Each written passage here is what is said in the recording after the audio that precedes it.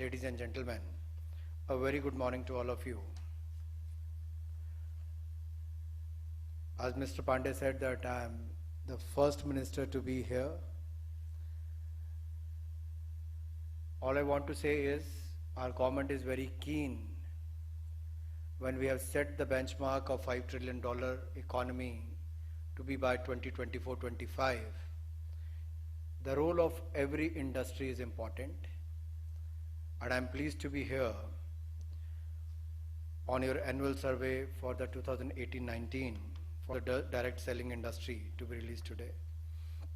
I understand that the direct selling has been growing at a steady pace, and the industry is providing an opportunity to millions of Indians who wish to embark on their entrepreneurial journey. The direct selling industry contributes to India's growth and also creates jobs across the nation. It is commendable that this industry engages around 6 million people involved as either distributors or direct sellers, and I have been told that this number could grow to 20 million by 2024, by 2025.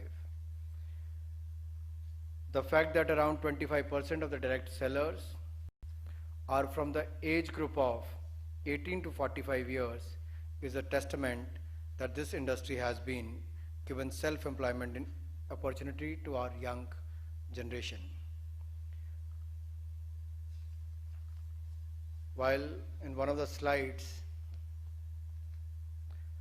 which showcase the number of women being involved in this industry, if I look at the stage, here is 25% representation on the dais. But actually if you look at the direct selling industry, the woman has outnumbered the men. They are 75% and the men are just 25%. So it is heartening to hear that in this unique industry segment, the number of women sellers have increased from 2.7 million in the year 2016 and 17 to 2.85 million in the year 2018-19, which indicates that over 200 women have joined the industry every day during the past 2 years. This is a commendable achievement, and it aligns with our government's vision of encouraging and facilitating the role of women in India's growth story. An increasingly high number of women homemakers are joining this direct selling business, as this business gives them an opportunity to supplement their family income whilst ensuring there's the flexibility needed with their work. And I'm sure the target what you have set for yourself and for the industry to be among the top 10 players in the world is going to ensure a large number of women and young entrepreneurs and direct sellers to be engaged in the coming years. The direct selling industry can tie up with various schemes of the government like Startup India, Stand Up India, Skill India. The young people joining the direct selling industry can probably become future entrepreneurs and job creators with the help of various schemes of the government. Well, as far as the MSME sector is concerned, the direct selling industry is also contributing to the growth of MSME sector in the country. I understand that majority of the selling companies engage MSME operators for production of high quality products.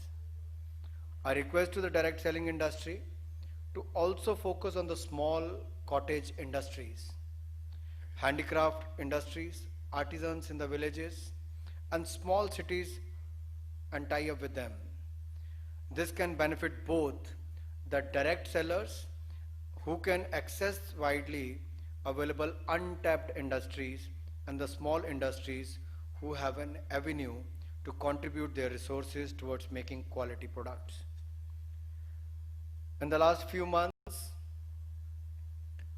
Honorable Finance Minister and I have been meeting with various industry leaders, trade associations, bankers, professional bodies, and people at large.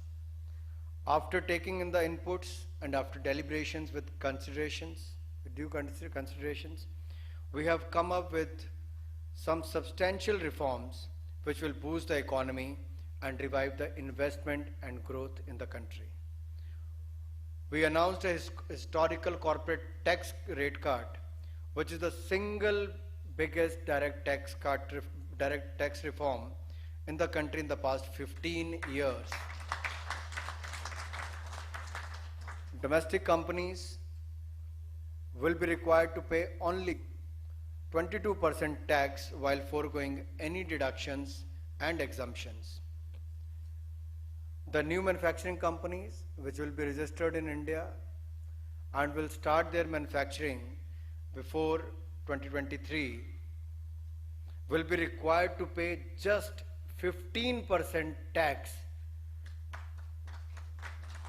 Just 15%. Today you pay 34.19% tax, and if you include the cess and surcharge, you will be paying only 17%, and which provides huge boost to the Make in India initiative of our government. And I'm sure your industry will also take the benefit of this. These rates are one of the most competitive rates in the world, and we will attract fresh investment in manufacturing, which will catapult our country into a $5 trillion economy. Have you set a target for your industry? What will be your contribution to the $5 trillion economy mark? The corporate tax rate cuts will have a twofold benefit. One, they will be required to pay a reduced corporate tax, and two, they will not be anymore required to claim exemptions and deduction, which merely increases compliances and complexities. To reduce the compliance of our taxpayers, we are introducing a faceless assessment scheme from the auspicious day of Vijayadashmi this year. So, as far as the input from the industry came about the notices, about the income tax department or the GST or other issues, we have taken that seriously. We've been interacting with the income tax officer, GST officers, and the custom officials across the country. We have been traveling to across the country and telling all the officials, you should not have the approach of suspect all. They are the wealth creators of the country. We should have the approach of respect all. Till the time we don't have enough evidence for any suspicion or to have any survey,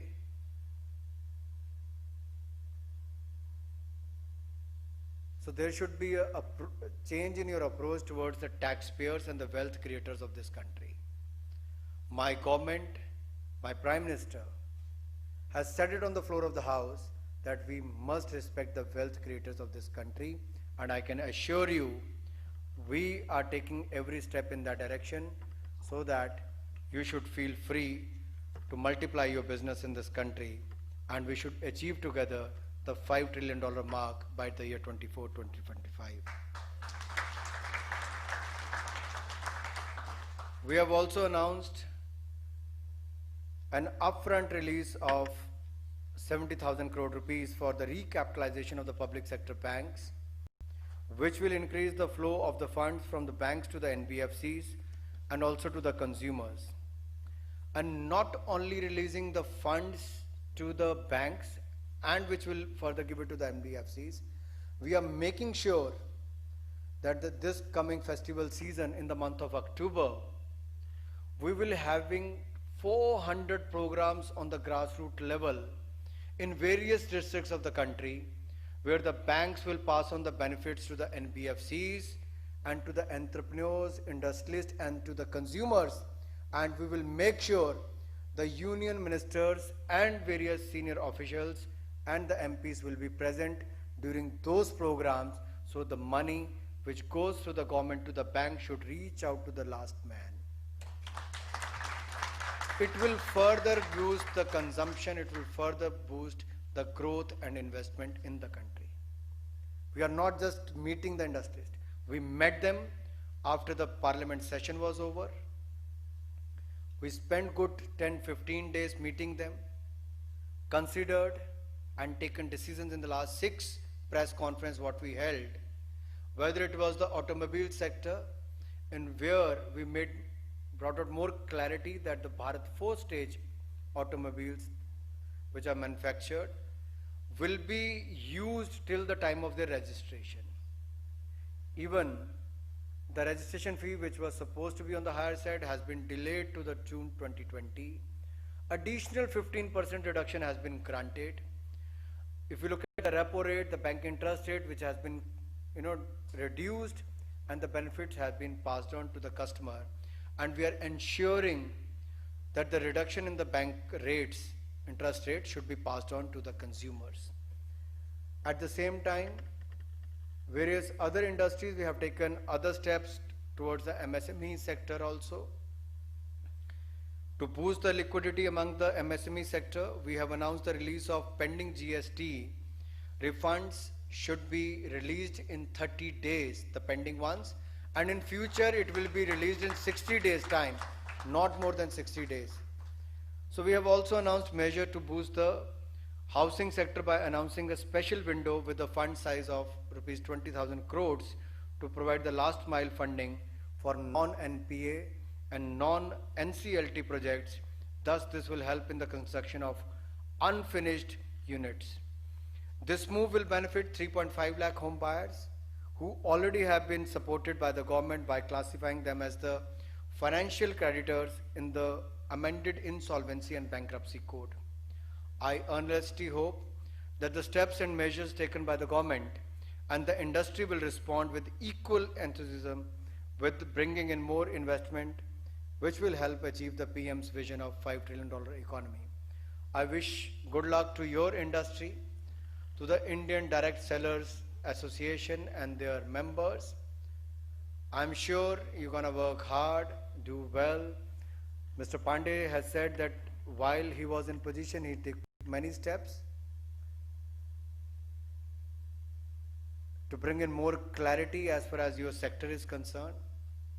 In the recent parliament session, we have passed many laws from triple talaq to the abrogation of 370 to 35A, which most of you believe may not happen in your lifetime, but this decisive government has done so.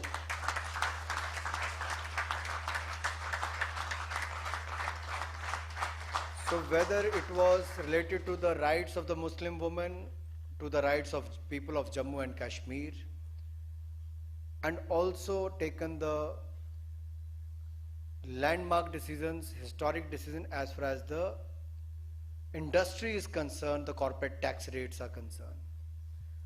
We are open. We are very open to listen to the voice of the industry, not only listening, but we have been acting on them as well. So as far as your industry is concerned, there may not be many issues directly related with my ministry, but even anything to do with the Consumer Affairs Ministry, we will be more than happy to sit with you and understand the challenges faced by your industry. By the end of the day, if we have to grow in each segment, whatever legally possible, we will be more than happy to do that, to take it to the next level, so that you should not only look at among the top 10 countries. If India is going to be among the top 3 economies of the world, why should you look at only to be among the top 10?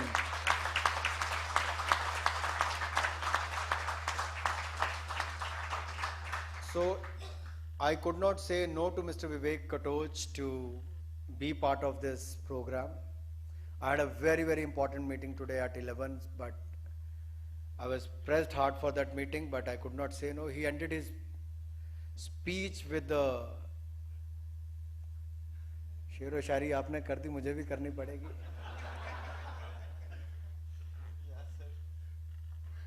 और उससे मिलता जुलता ही कुछ कहना चाहता हूं।